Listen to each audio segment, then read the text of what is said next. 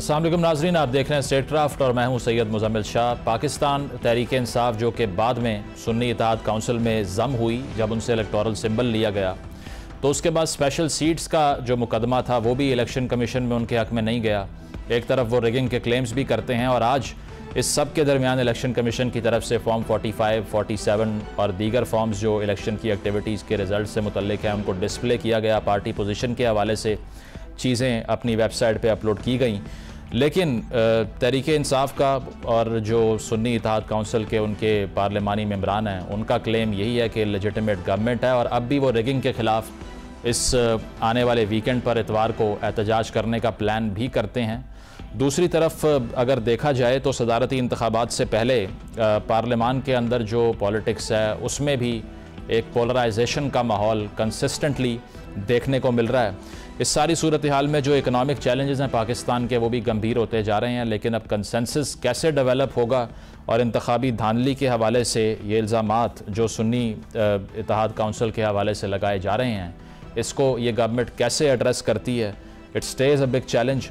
और साथ साथ ये कि जो हम देख रहे हैं कि लेवल प्लेइंग फील्ड के हवाले से पहले एतराज़ था PTI का, और वो यही था कि इलेक्शन सिंबल अगर अदालतों के जो फ़ैसले हैं उनके रिज़ल्ट में हमसे लिया गया है तो क्या इलेक्शन कमीशन के इस फ़ैसले को ये उन्हीं कोर्ट्स में जाते हुए कॉन्फिडेंट फील करेंगे कि वहाँ से इनको जस्टिस मिल सकती है या नहीं।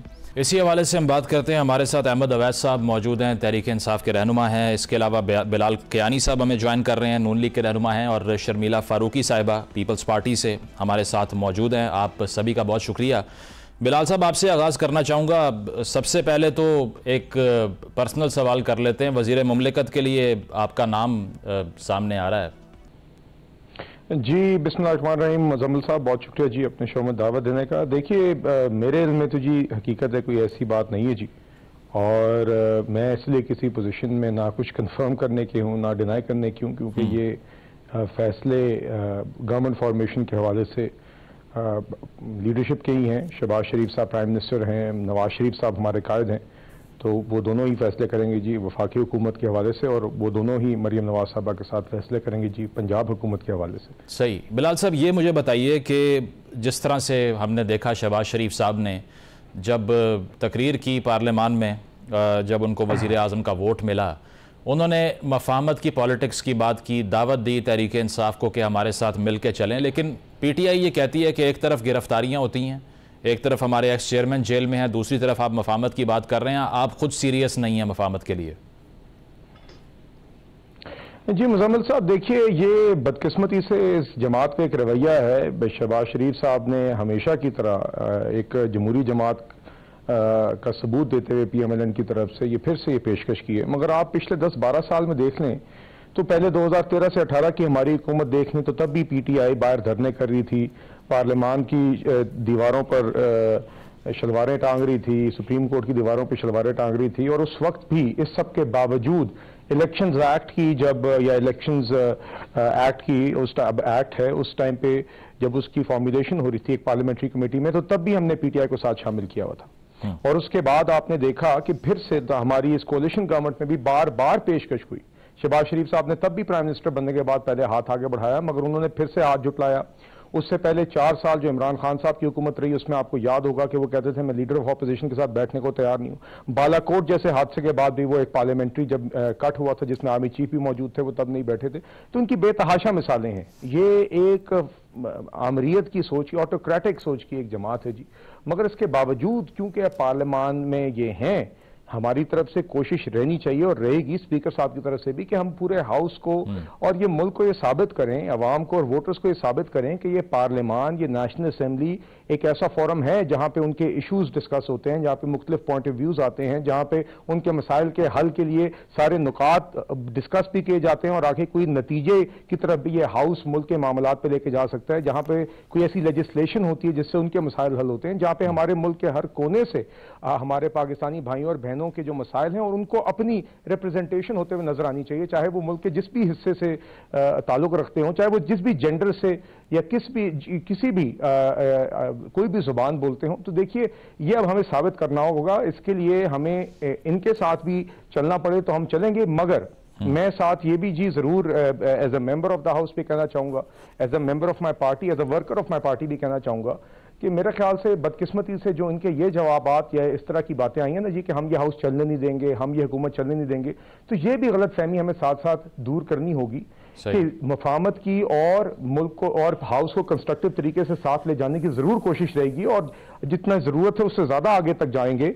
मगर अगर किसी की ये कोशिश हुई कि किसी भी सूरत वो हाउस को मफलूज करना चाहते हैं, उनकी नीयत ही हाउस को और गवर्नमेंट को मफलूज करना है, तो ये गलत फहमी भी उनकी दूर हो जानी चाहिए कि उनके बावजूद भी काम पहले भी हुआ है और आगे भी होगा इंशाल्लाह। सही, बिलाल साहब पॉइंट आ गया आपका। शर्मिला साहिबा, आप क्या समझती हैं ये जो स्पेशल सीट्स का फैसला इलेक्शन कमीशन की तरफ से गुज़श्ता रोज़ आया है, इससे तो इंस्टेबिलिटी में इजाफा नहीं होगा? पीटीआई को भी एक टॉकिंग पॉइंट मिल गया है कि हमारा राइट था, हमें नहीं दिया गया। पीपल्स पार्टी तो चैंपियन करती है डेमोक्रेटिक कॉज को। आपको कैसा लगा ये फैसला? देखिए शाह साहब, बात यह है कि इलेक्शन कमीशन ऑफ पाकिस्तान ने यह फैसला दिया है और इस फैसले के पीछे कुछ मुहर्रकात हैं। प्राइमरीली तो ये इशू है कि जनाब जिस जमात ने इलेक्शंस कंटेस्ट ही नहीं करे उनको हम रिजर्व सीट्स कैसे दे दें।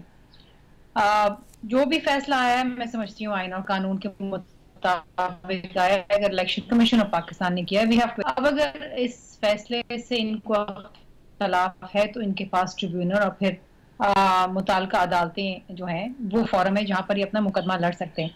लेकिन इन तमाम चीजों के पीछे वो वहीं पर जाके रुकती है जहां पर इनके इंट्रा पार्टी इलेक्शन जो थे वो बड़े फ्लॉड थे और वहां पर ये इलेक्शन कमीशन के जो सवालात थे उनके जवाबात नहीं दे सके। जो इनकी लीगल टीम थी उनको सेटिस्फाई नहीं कर पाई और इनका सिंबल चला गया। उसके बाद जाहिर बात है ये इंडिपेंडेंट लड़े और तो जाहिर बात है रिजर्व सीट्स नहीं मिलनी थी, चाहे वो बाद में सुन्नी इत्तेहाद बेशक क्यों ना ज्वाइन कर जाते। और उन्होंने किया। बात यह है कि ये जो इंटर पार्टी इलेक्शंस के मामलात हैं इनके ये बड़े पुराने हैं। अगर आप आज से 10 साल पहले भी देखें 2013 की बात है, उस वक्त भी बड़े मुतनाज़ा थे और इसके ऊपर जस्टिस वजीउद्दीन की इस एक कमेटी बनाई गई थी। उस कमेटी ने भी ये कहा कि जनाब कि ये इलेक्शंस गलत हुए हैं। उसके बाद ये हुआ कि इलेक्शन सही तो नहीं हुए लेकिन जस्टिस वजीउद्दीन को इमरान खान ने फारिग कर दिया। तो अगर ये अपनी जो मामलात हैं इनको ठीक कर लेना, इन्होंने अपने ही कॉन्स्टिट्यूशन को वायलेट किया, तो अगर ये अपने मामलात सही कर लेते तो आज कोई भी मसाइल इनके। शर्मिला साहब देखिए ना, ये इस पे आर्ग्यूमेंट ये होता है कि बाकी पार्टीज पीएमएलएन पीपल्स पार्टी वहाँ कौन सा कोई लार्जर डेमोक्रेटिक एक्सरसाइज होती है इंट्रा पार्टी इंतखाबात में, अनअपोज्ड इलेक्शन हो रहा होता है। दूसरी चीज़ इलेक्शन कमीशन इस फैसले में कहता है कि बतौर जमात हिस्सा ही नहीं लिया सुन्नी तहरीक ने इंतखाबात में। ये तो ऑब्जेक्शनेबल नहीं है कि अगर वो जीते नहीं है तो क्या वो जमात के तौर पे भी स्टैंड नहीं करते अगर वो कहीं पे सेकंड या थर्ड आ रहे हैं तो? नहीं जी, पहली बात तो ये है कि बाकी तमाम जमातों का तो मैं नहीं कह सकती लेकिन पीपल्स पार्टी के ना बिल्कुल इंटर पार्टी इलेक्शंस होते हैं। और हाँ, अगर कोई कैंडिडेट अनअपोज आ जाए तो ये गैर आईनी गैर कानूनी नहीं है। लेकिन आप अपनी पार्टी के कॉन्स्टिट्यूशन के हवाले से तो तमाम चीजें पूरी करें ना।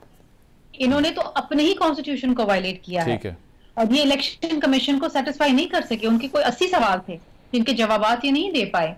तो ये इसमें किसी की और की गलती नहीं, इनकी अपनी गलती है। सही। इस पे देखिए जमात जो कंटेस्ट ही नहीं कर रही इलेक्शन, उसका एक भी कैंडिडेट नहीं जीता तो भाई उसको रिजर्व सीट्स कैसे मिल जाएंगे? चलें इस पे जवाब ले लेते हैं। अहमद साहब, आपने सुना शर्मिला साहिबा की राय भी और बिलाल साहब की भी। एज अ जमात अगर वो कोई एक कैंडिडेट भी जनरल सीट पे नहीं जीतता तो उसके बाद में एहतजाज किस बात का है? अब बिस्मिल्लाहिर्रहमानिर्रहीम। देखिए इनके जो भी अपने इन्होंने ख्यालात का इजहार किया है इनका नुक्ता नज़र है और इनको हक है अपना नुक्ता नज़र और माफ़ी ज़मीर को बयान करने का।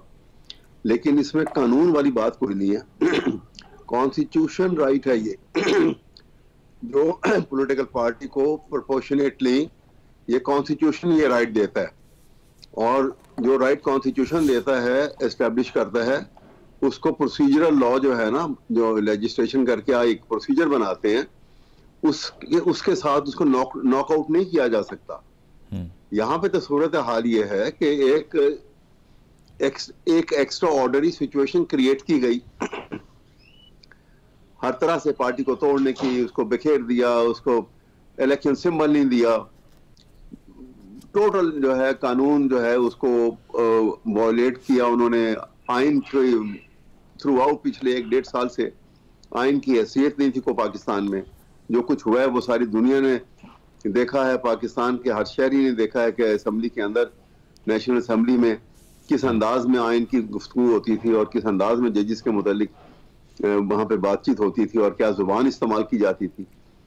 ये सारी बातें अपनी जगह पर सवाल ये है कि ये एक प्रोसीजरल लॉ है। जब एक पार्टी इतने बड़े मैंडेट के साथ आई, उसने उसको एक एक्स्ट्रा ऑर्डिनरी सिचुएशन क्रिएट करके उसको आउस्ट करने की पूरी कोशिश की गई, चलो नहीं हुई, उसके लोग इंडिपेंडेंट होके इलेक्ट होके आ गए। फिर उसको फिर यहाँ भी जो है कनात नहीं की, मैसिव रिगिंग की गई कि किसी तरीके से इनको आउट किया जाए।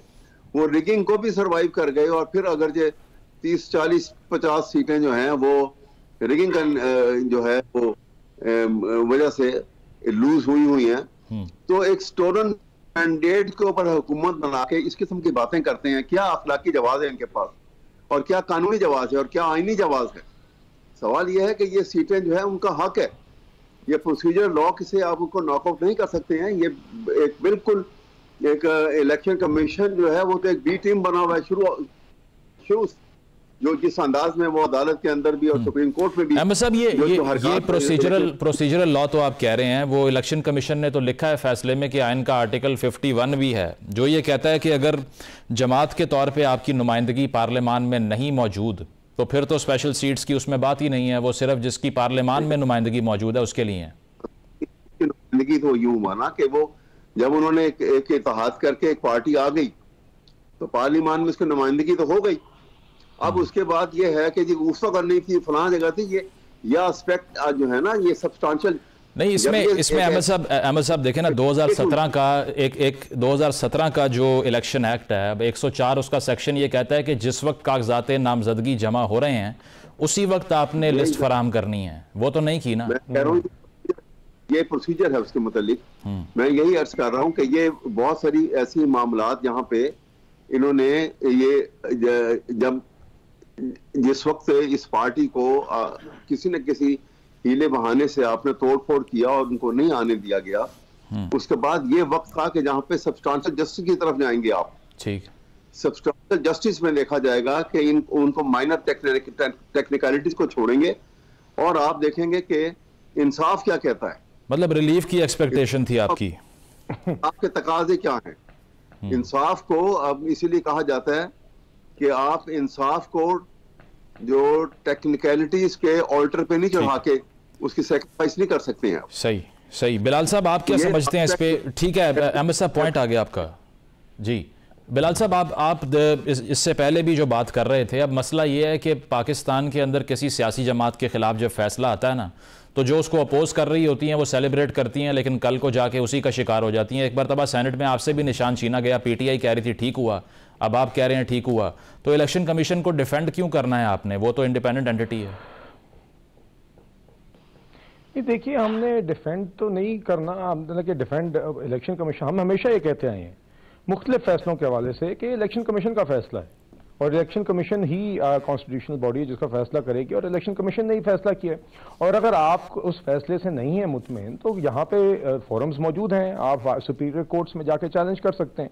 मगर देखिए, बात यह कि अगर क्योंकि एक टॉक शो में बहस हो रही है, हम भी लीगल एक्सपर्ट से अपनी पार्टी के अंदर भी अदरवाइज भी इस डिबेट को सुनते हैं, तो हमें जो बात में समझ में आती है वो यही है जो आपने अभी कही कि एक जमात है जिसका नाम है सुन्नी इत्तेहाद काउंसिल, जिसका कोई भी शख्स जमात में इलेक्शंस में नहीं जीता, ये कोई सीट्स नहीं जीते, और in addition to this election से कबल इन्होंने कोई भी रिजर्व सीट्स के कैंडिडेट्स की लिस्ट इलेक्शन कमीशन को सबमिट नहीं कराई। मेरी अंडरस्टैंडिंग ये कि जो दीगर जमातें हैं और वो इनिशियल एक लिस्ट जब जमा कराती हैं इलेक्शन से कबल, उसकी भी एक डेडलाइन होती है, इलेक्शन कमीशन स्केड्यूल जारी करता है। हमारी जमात ने, पीपल्स पार्टी ने, सब जमातों ने रिजर्व सीट्स के लिए कैंडिडेट्स की, चाहे वो माइनॉरिटीज हैं चाहे वो विमेन हैं, उनके लिए लिस्ट जमा कराई। और अब इलेक्शंस के बाद जब वो लिस्ट एग्जॉस्ट हो जाए और आपकी जनरल सीट्स उससे ज्यादा एक्सीड कर जाएं और आपके हिस्से में उससे ज्यादा सीट्स आ जाए, तो तब भी आप एक सप्लीमेंट्री लिस्ट जमा करा सकते हैं। ये मेरी अंडरस्टैंडिंग है। अब अगर पीटीआई ये समझती है, या ये अहमद अवैस साहब जो बात कर रहे हैं कि यहां पे भी गुड टू सी यू वाले कोर्ट्स वाला फॉर्मूला हो कि आइन से बाहर जाके, क्योंकि ये समझते हैं इनका हक है, तो कोई ना कोई फैसला है, या तो ये बता दें कि इस सारे प्रोसीजर के अंदर इलेक्शन एक्ट समेत कहां पे इसकी गुंजाइश बनती है, किस सेक्शन के तहत, तो ये बता दें।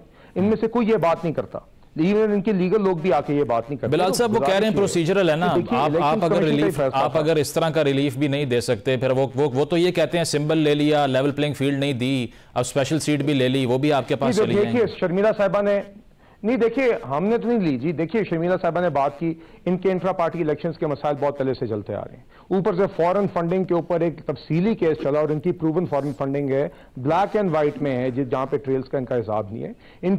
ये तो इनको तो आदत ही हो गई थी कि हम जो मर्जी करते जाएं, हमारा सिलसिला किसी तरह चलता रहे। गुड टू सी यू वाले कोर्ट्स हों, हर चीज पे स्टे ले ले। कासिम सूरी जैसे शख्स को जो जीता ही नहीं था उसको स्टे पे रख के ना सिर्फ डिप्टी स्पीकर रखे, मगर कि उसी शख्स के हाथ से कॉन्स्टिट्यूशन को वायलेट करके पार्लियामेंट को डिसॉल्व किया जाए साइफर जैसे झूठ पे, इनको आते हैं ऐसी पड़ी नहीं है। तो ये समझते हैं कि जनाब हमने जो बात कर दी उसका तरीका निकलना चाहिए। अब आज ये बता दें, चलें आप समझते हैं प्रोसीजरल इशू है, उससे सुपीरियर कोई शिकें हैं आइन की, तो आप उसकी बुनियाद के ऊपर अपना केस लड़ें, मगर आइन और कानून के दायरे में ही आपने अपना कोई मुकदमा लड़ना है ना जी, या बस आपने इसी तरह बातचीत नहीं। वो सुपीरियर कोर्ट्स में भी यही है ना, वो कह रहे हैं हमारा सिंबल गया ही वहां पे था। नहीं तो ठीक है, पर हम देखिए हमारे साथ नवाज शरीफ साहब के साथ अगर आप वाकई में समझते हैं आपके साथ ज्यादती है, तो आप फिर भी आप इस मुल्क के अंदर रहते हैं तो आप आइन और कानून के मुताबिक चलते हैं। नवाज शरीफ साहब के साथ 2017 में जो हुआ, 2018 में जो शैम ट्रायल के बाद उनके खिलाफ कन्विक्शन हुई, उसके बावजूद वो चल के आए और जेल गए, और इसी मुल्क के कोर्ट्स के अंदर आके उन्होंने अपने आप को बेगुनाह साबित करवाया। हमारी पूरी जमात ने 4 साल वो भुगता। तो देखिए बात यह है कि अगर आप समझते हैं तो आप जाएं, आप अपना मुकदमा लड़ें। आज भी ये बता दें कि आइन की किस शिक के तहत ये बात कर सकते हैं। नाज़रीन, गुफ्तगू का सिलसिला जारी है, एक ब्रेक शामिल करते हैं, वापस आएंगे एक ब्रेक के बाद। वेलकम बैक नाज़रीन, गुफ्तगू को आगे बढ़ाते हैं। अहमद साहब, आप क्या समझते हैं कि पीटीआई अब एक्नॉलेज करती है कि ये जो फैसला पहले आपने एक अकलियती या फिर जो कम नंबर्स में थी जिनकी सीटें हैं, उनका एक शख्स आपने उनको वज़ीर आला बनाया, काफ लीग की बात कर रहा हूँ, इस बार आपने एक ऐसी पार्टी से अलायंस कर लिया जिसकी जनरल सीट ही कोई नहीं थी, अगर पीपल्स पार्टी की ऑफर एक्सेप्ट करते इतने मसाइल में ना होते आज? नहीं, बिल्कुल भी नहीं। हम इसके ऊपर बिल्कुल क्लियर हैं, क्योंकि हमने एक पार्टी पॉलिसी पहले बना ली थी कि हम पीपल पार्टी और नून लीग के साथ हुकूमत साजी का इत्तेहाद नहीं करेंगे, शामिल नहीं होंगे। हाँ, किसी और मकसद के लिए अगर कोई भी पॉलिटिकल इश्यूज इसके अलावा हैं जिसमें हमने हुकूमत बनाने के काम में नहीं आएंगे, हम उसमें बैठ के कोऑपरेट करने को तैयार हैं, बैठेंगे, ये बात अपनी जगह। लेकिन सवाल यह है कि देखें, ये दोनों जमातें जो है ना, ये फैमिली डायनेस्टी से तो आगे निकल नहीं सकी। अब फैमिली डायनेस्टी का मतलब होता है कि डेस्पोटिज्म, ये इसी वजह से इनको ये सिस्टम जो पाकिस्तान में चल रहा है, जो पिछले 1.5 साल में पाकिस्तान के आइन का हाल किया गया है, आर्टिकल जो आपने देखा जिस वक्त election dissolution of provincial assembly के ऊपर, वो 90 डेज के ऊपर क्या क्या खेल खेला नहीं गया असेंबलियों के अंदर, और किस तरह तजलील पाकिस्तान के आइन की और सुप्रीम कोर्ट की गई, इसलिए कि ये डिस्पोटिक है। इनके पीछे जो इनको आगे इनके इस्तेमाल करने वाले लोग हैं वो भी डिस्पोटिक है, क्योंकि वहां पे ना आइन का कोई हैसियत है, ना डेमोक्रेसी की कोई हैसियत है। इसलिए ये कभी सोच नहीं, और उसके नतीजे में आज शहबाज शरीफ और ये बहुत सारे इनके जो नून लीग के लोग हैं, इनको नहीं मालूम है कि वो हारे में इलेक्शन। कल मैं उनकी बहस करके आया हूं वहां पे इलेक्शन कमीशन के पास, नवाज शरीफ का वकील वहां पे एक लफ्ज बोल नहीं सक रहा था कि हाँ ये बातें तो दुरुस्त है। मैं ये अर्ज कर रहा हूं कि ये सिचुएशन जो है ये हमें एक बहुत खतरनाक तरफ लेके जा रही है, जिसके नताइज बड़े भयानक होंगे, क्योंकि एक नाम है रूल ऑफ लॉ का, नाम है आइन का, नाम है डेमोक्रेसी का, और डेस्पोटिज्म जो है और नेकेड डेस्पोटिज्म जो है वो रूल कर रहा है पाकिस्तान में। तो यहाँ पे कौन सी कानून की और किसकी बात करते हैं? सही, यहाँ पे तो इन्होंने ये जो खेल खेला जा रहा है इसके नताइज बड़े भयानक होंगे, अदरवाइज तो ये कोई मसला ही नहीं है। नहीं, नताइज ये नताइज आप मुरतब करेंगे क्या? आप सड़कों पे आएंगे? इतवार को फिर कॉल दे दी आपने एहतजाज की। क्यों नहीं आएंगे? जब जरूरत होगी तो जरूर आएंगे सड़कों पे, और सड़कों पे आना जो है ये एक प्रोटेस्ट करना कि ये बिल्कुल आइन के तहत ये प्रोटेस्ट का हक है, हासिल है। सही, एक आदमी को अपनी राय का इजहार का मुकम्मल हक हासिल है जी। हम कानून के दायरे में रहते हुए जरूर आएंगे, क्योंकि हम ये प्रोटेस्ट मुस्तकिल है, ये हमारा प्रोटेस्ट कि ये तो लेजिटिमेट हुकूमत ही नहीं है। ये हर एक में से हुकूमत जो है ये जिस अंदाजा बना के बैठे हुए हैं, रिगिंग, मैसिव रिगिंग हुई है, उसका सारा रिकॉर्ड मौजूद है। ठीक है, पॉइंट आ गया आपका बिलाल साहब। मैसिव रिगिंग हुई है, मैंडेट इलेजिटिमेट है आपके पास। और जावेद अब्बासी जो कि आपकी पार्टी के मेंबर हैं, वैसे अब तक कोई फॉर्मली उन्होंने ये तो नहीं कहा कि मैं अलहदा हो गया हूँ, वो ये कह रहे हैं ज़बरदस्ती का इक़्तिदार हमें दे दिया। जावेद लतीफ़ ने भी यही कहा, तो आपकी पार्टी के अंदर भी कुछ लोग ये कहने पर मजबूर हो रहे हैं। देखिए मुज़म्मिल साहब, सबसे पहले तो ये जो बात है ना कि जाली मैंडेट है, ये है वो है, ये तो पीटीआई वाले जब तक इनको 2018 वाला आरटीएस नहीं मिलता ना, ये यही कहेंगे। ये एक जमात है जो बनी बैसाखियों पे, चली बैसाखियों पे, पहले इनके लिए धरनों के लिए स्टेज भी लगवाए गए, उनके लिए खाने भी पहुंचवाए गए। उसके बाद अब 2018 के बाद भी इनकी हुकूमत भी इनको नवाले बना के इनके मुंह में डाले गए। जब वो चबा नहीं सके तो चबाने के लिए भी इनको जबड़ा हिलाने में मदद दी गई। तो इनकी तो ये आदत है। मगर देखिए बात यह है कि ये एहतजाज की बात करते हैं, एहतजाज और आइन और कानून के दायरे की बात करते हैं, तो 9 मई वाले एहतजाज अगर ये करेंगे या वो वाले एहतजाज करेंगे जिसमें शोहदा की यादगारों पे की बेहरमती करेंगे, मिलिट्री इंस्टॉलेशन पे, सिविलियन इंस्टॉलेशन पे, पब्लिक इंफ्रास्ट्रक्चर पे ये अटैक करेंगे, तो फिर वो तो आइन और कानून के दायरे में ना थी और ना ही आइंदा ऐसी इजाजत होगी। जमान पार के बाहर अगर ये पेट्रोल बम फेंकेंगे पुलिस एहलकारों पे, जुडिशल कॉम्प्लेक्सेस के धावे बोलेंगे, ये इनका ट्रैक रिकॉर्ड है जी। और इनको सियासत में, हुकूमत में रहते हुए भी, हुकूमत से बाहर भी रोकने, तोड़ने, फोड़ने के अलावा कुछ करना आता नहीं है। आज भी पार्लियामेंट के अंदर ये यही बात कर रहे हैं।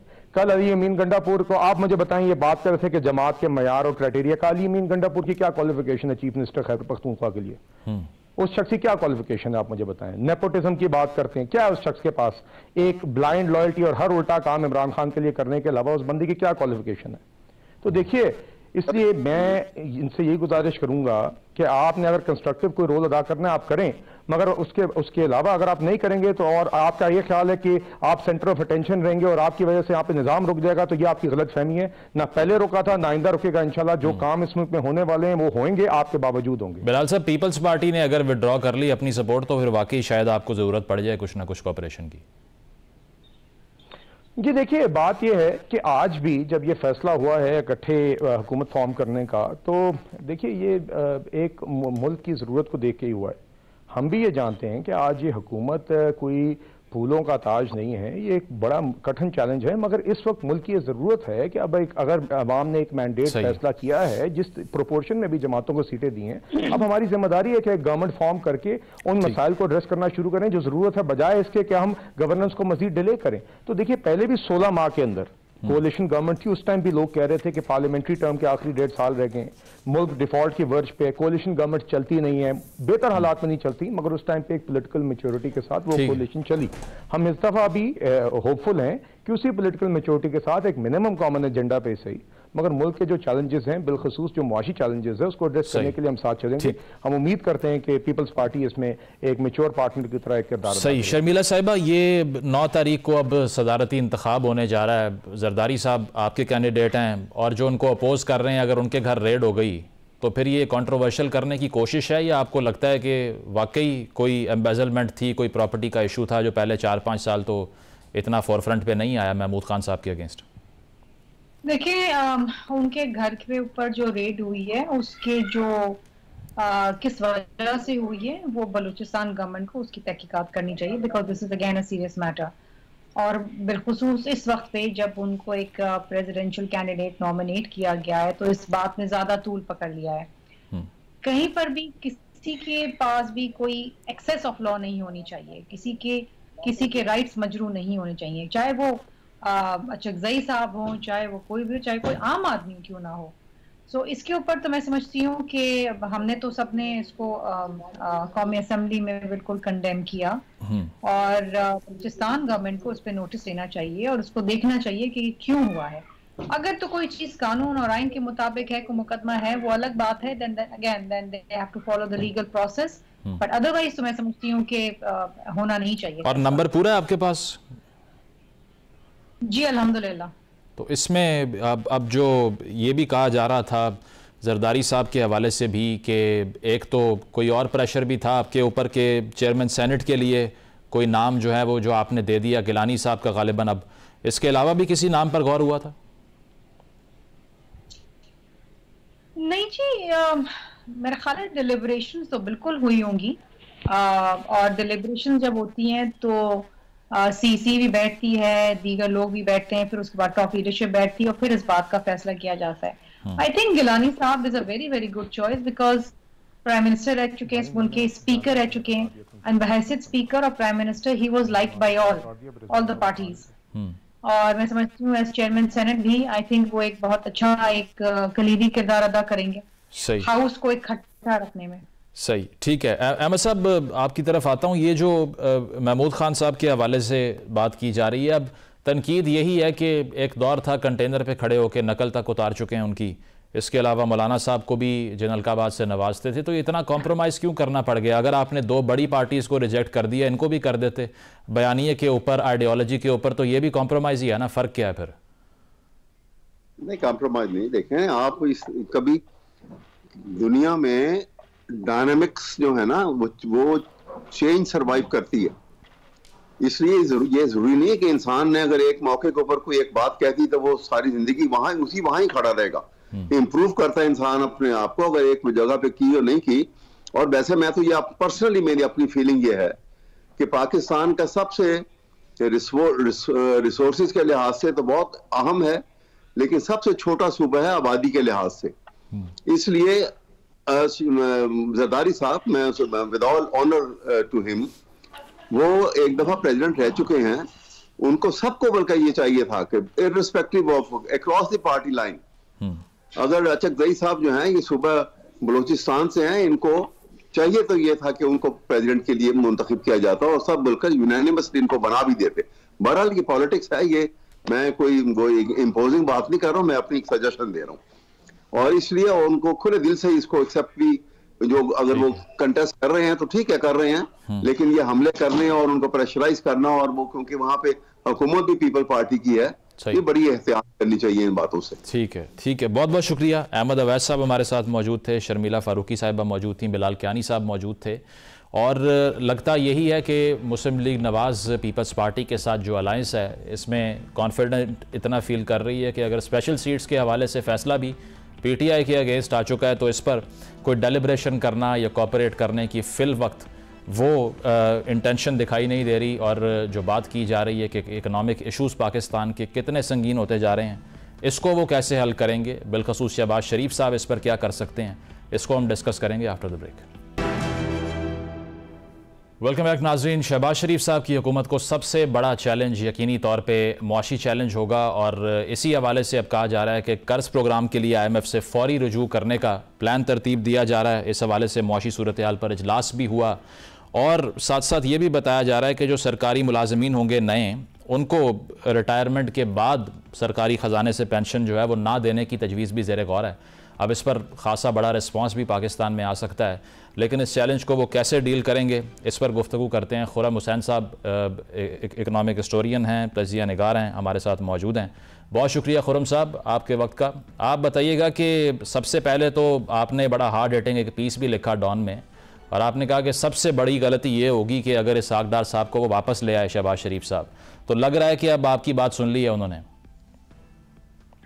जी, ये तो रहा, लेकिन अभी वेट करते हैं। आई थिंक 1-2 दिन और लगेंगे इनको फैसला मुकम्मल करने में। लेकिन आई थिंक शहबाज साहब ने दुरुस्त किया है कि पहली उन्होंने जो अपनी मीटिंग है एज प्राइम मिनिस्टर, वो अपनी इकोनॉमिक टीम के साथ की है, और जो पिक्चर्स रिलीज हुई हैं उस मीटिंग से उसे थोड़ा बहुत आइडिया हो रहा है कि उनकी टीम की कॉम्पोजिशन क्या होगी। तो आप डायरोनोमिक्स के इतने खिलाफ क्यों हैं? मैं इसलिए उसके खिलाफ हूं क्योंकि ये एक उस दुनिया से बिलोंग करती है, ये वाली सोच, जो दुनिया हम लोग बहुत पीछे छोड़ गए हैं। बाकी दुनिया भी उसको पीछे छोड़ गई है। आज आई थिंक सिर्फ आजकल की बात नहीं है, लेकिन कोई पिछले 40 सालों से ग्लोबलाइजेशन का दौर जैसे जैसे आगे चला है, तो मईशत को कमांड के ऊपर चलाना, हुक्म दे दे के, यानी कि कौन कितने में क्या चीज कब बेचेगा, ये चीज अब पॉसिबल नहीं है। अब जिस किस्म की सोच चाहिए मईशत को प्रॉपर्ली मैनेज करने की, वो होती है कि जब वहां जहाँ मार्केट्स जो है वो खुद डिसाइड कर रही होती हैं, और स्टेट जो होती है वो मार्केट्स को रेगुलेट बेशक कर लेती है, लेकिन इंडिविजुअल प्लेयर्स को जाके डायरेक्शन नहीं देती। और सबसे इंपॉर्टेंटली ऑफ कोर्स डायरोनॉमिक्स में ये चीज अप्लाई की जाती है एक्सचेंज रेट के ऊपर, कि स्टेट खुद डिसाइड कर रही है कि एक्सचेंज रेट कहाँ पे सेट किया जाएगा, और डार साहब तो एक ऑलमोस्ट ऑब्सेशन की तरह इसके ऊपर फोकस कर लेते हैं। अच्छा। इससे नुकसान ज्यादा होता है, फायदा कम होता है।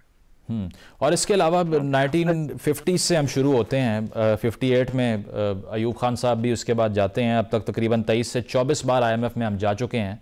ये तो इटर्नली एक रिकरेंस लग रही है, और लगता यही है कि सारे इस सर्कल से पाकिस्तान फ़िलहाल बाहर आता दिखाई नहीं दे रहा। सबसे अच्छी चीज़ यही होगी कि फिलफौर IMF में जाया जाए और डिले ना किया जाए, अकॉर्डिंग टू यू?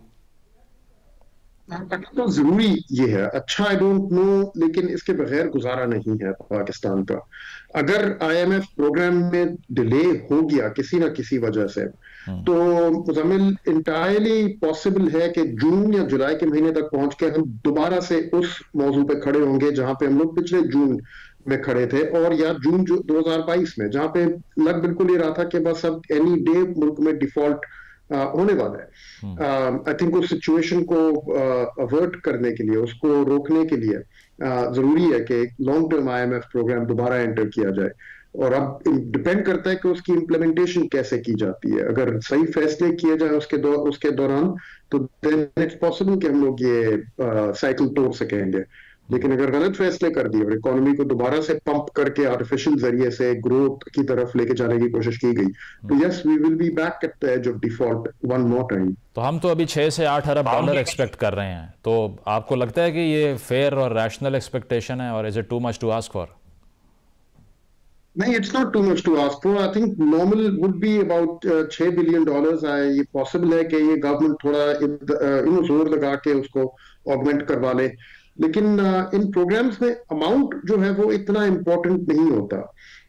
इनमें ज्यादा इम्पोर्टेंट होता है कि जो रास्ता आइडेंटिफाई किया जाता है अग्रीमेंट के अंदर, और उस रास्ते पे अमल कितना किया जाए, और इस तरीके से अमल कितना किया जा रहा हो कि नियतन आप उस रास्ते पे चल रहे हैं जो आपने खुद आइडेंटिफाई किया है। अगर अमाउंट बेशक कम हो, लेकिन फैसले दुरुस्त हो उसमें, और उन फैसलों के ऊपर अमल किया जाए, तो फिर IMF के अलावा बाकी और भी सोर्सेस से पैसे आने शुरू हो जाएंगे। तो the amount is actually going to be less important here. और खुर्रम साहब, ये स्टॉपिंग पॉइंट क्या है IMF का? अब कहा जा रहा है कि दर्जनों अशिया पे जो जनरल सेल्स टैक्स है उसको 18% कर दिया जाए। एक मैसिव रिएक्शन आता है पाकिस्तान में आवाम से जब इन्फ्लेशन की तरफ हम जाते हैं, तो ये तो फिर किस हद तक हम आगे बढ़ सकते हैं और मज़ीद इन अशिया को बढ़ा सकते हैं कीमतों के लिहाज से? देखिए मुज़म्मिल, एक चीज है जिसमें किसी सूरत कोई गुंजाइश है ही नहीं, रह ही नहीं गई पाकिस्तान के लिए, कि रेवेन्यूज जो हैं हमारे कोई 10 से लेके 11% ऑफ GDP पे फंसे हुए हैं, पिछले कोई 15 साल से हो गए हैं तकरीबन। इस तरह हम लोग चल नहीं सकते बिल्कुल भी, क्योंकि हो ये रहा है कि अभी फिलहाल जो भी स्टेट की रेवेन्यू बेस है, उससे ज्यादा तो उसके कर्जों की अदायगी का बोझ है। तो नेट फेडरल रेवेन्यू से ज्यादा इंटरेस्ट पेमेंट्स होती हैं, और ये 2019 से शुरू हो गया था पाकिस्तान में। तो देयर इज नो वे ना, अगर आपने इस सिचुएशन को काबू करना है तो you have to grow your revenues. और हमारे मईशत में जैसे अब आप देखें, सर्विसेज सेक्टर जो है वो 50% ऑफ GDP से ज्यादा बढ़ा है, यानी कि आधे से ज्यादा मईशत हमारी सर्विसेज सेक्टर में है, और उनकी जो कंट्रीब्यूशन है GDP में, हमारी रेवेन्यू बेस में, वो आधी क्या, वो तो कोई 1/3 या 1/4 से भी कम है। तो देयर इज नो वे कि हम लोग इतने massive tax exempt sectors as agriculture income, wholesale and retail trade, as professional services, as property and real estate, इनको टैक्स एग्जेम्प्ट में हम लोग छोड़ दें और किसी तरह से आगे चलें। तो बिलावल साहब ने क्लेम्स किए हैं कि 17 वफाकी वजारतें हैं, इसके अलावा जो एलिट सब्सिडीज जिसकी आपने भी बात की 1500 अरब रुपया, इसको हम ख़त्म कर देंगे। अब ये टॉल क्लेम्स हैं या फिर कोई कंसेंसस हो सकता है इस पे? कंसेंसस हो तो सकता है, लेकिन यहाँ पे काफी ये एफर्ट डिसरप्टिव होती है, यानी कि इससे नाराजगियां पैदा होती हैं माशरे में। आपने हमने खुद देखा है पास्ट में जब भी रिटेलर्स के ऊपर टैक्स लगाने की बात आई है तो वो जनरल स्ट्राइक्स अनाउंस हो जाती हैं, ऑपोजिशन जाके सीधी खड़ी हो जाती है एकदम से रिटेलर्स के साथ कि ये गलत किया जा रहा है, और एक मुसीबत बन जाती है गवर्नमेंट के लिए। उस मौके पे थोड़ी सी रिजॉल्व की जरूरत है। उस मौके पे आपको याद होगा जब मिफ्ता इस्माइल ने भी कुछ रिटेलर्स के ऊपर टैक्स लगाया था तो ट्वीट्स आनी शुरू हो गई थी मरियम नवाज से कि मत करें ये काम, वापस लें इसको। वो हिस्ट्री रिपीट नहीं हो सकती। अब ये लोग खुद पावर में होंगे, मिफ्ता इस्माइल नहीं होंगे वहां पे and they will have to do this, और अब खुद उनको ओन करना पड़ेगा मरियम साहिबा को as chief minister. She will have to own new tax mobilisation measures अपने प्रोविंस में as well as cooperate with the federal government. और कहा जाता है पीपल्स पार्टी और नून लीग ने गवर्नमेंट तो बना ली लेकिन इनकी इकोनॉमिक फिलोसफीज डिफरेंट हैं। एक निजकारी की बात कर रहे हैं, दूसरे कह रहे हैं कि प्राइवेटाइज ना करें फिलफौर। ये बड़ा क्लैश बन सकता है गोइंग फॉरवर्ड? पोटेंशियली, या एटलीस्ट इन द पास्ट तो इन चीजों के ऊपर बड़े क्लैशेस हो चुके हैं। जैसे पीआईए का आपको याद होगा 2017 में निजकारी की जब अनाउंसमेंट की थी तो पीटीआई गवर्नमेंट जाके खड़ी हो गई थी यूनियंस के साथ कि हम नहीं होने देंगे। लेकिन जब पीटीआई गवर्नमेंट खुद पावर में आई तो उन्होंने भी पीआईए की निजकारी की बात शुरू कर दी। अब वो उसको आगे चला नहीं सके उस गाड़ी को, क्योंकि उनकी पॉलिटिकल प्रॉब्लम्स भी साथ साथ ग्रो कर गई। तो आई थिंक इस दफा भी कुछ क्लैश तो हो सकता है, but we will see. I think people's party के लिए अगर ये डील ब्रेकर होगा या नहीं, या सिर्फ शोर मचाने की हद तक वो अपनी ऑब्जेक्शंस रखेंगे, वी विल सी कि वो पॉलिटिकली उस मौके को कैसे खेलेंगे। लास्ट क्वेश्चन खुर्रम साहब, 18वीं तरमीम पे भी कुछ लोग बहुत तनकीद कर रहे हैं कि इसने सेंटर को बिल्कुल हॉलो और खोखला कर दिया है और बैंकरप्सी की तरफ लेके जा रही है। गैर ज़रूरी इदारे हैं जो कि बन गए हैं विफाक में। आपको लगता है कि ये क्रिटिसिज्म ठीक है, या फिर 18वीं तरमीम के हवाले से जो ये तमाम तर क्रिटिसिज्म किया जा रहा है इसका असल जो बेसिस है वो पॉलिटिक्स है? आई थिंक ये पॉलिटिकल है ज़्यादातर, और ये ज़्यादातर एस्टैब्लिशमेंट साइड से आती है। ये वाली तनकीद जो होती है उनका ज़्यादा आई थिंक इतराज़ जो है वो 18वीं तरमीम पे इतना नहीं है जितना उसके साथ जो एनएफसी अवार्ड आया था, जिसके 9th एनएफसी अवार्ड था, जिसके तहत ज़्यादातर जो रेवेन्यूज थे, जो स्टेट की रिसोर्सेज थी, वो 57.5% तो उसमें से डिविजिबल पूल में से रिसोर्सेज सारी सूबों को दे दी गई थी।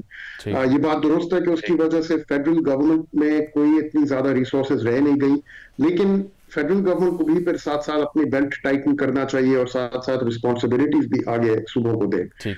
लेकिन इसको रिवर्स करना पॉसिबल नहीं है, ना किसी को सोचना चाहिए मेरे ख्याल में इसके बारे में। ठीक है, बहुत बहुत शुक्रिया। खुर्रम हुसैन साहब मौजूद थे। उनका कहना यही था कि 18वीं तरमीम के रिवर्सल का तो सवाल पैदा नहीं होता, लेकिन अगर IMF प्रोग्राम डिले होता है तो उससे पाकिस्तान दोबारा 2 साल पहले की सूरत हाल पर खड़ा हो जाएगा। एक ब्रेक शामिल करते हैं, वापस आएंगे ब्रेक के बाद।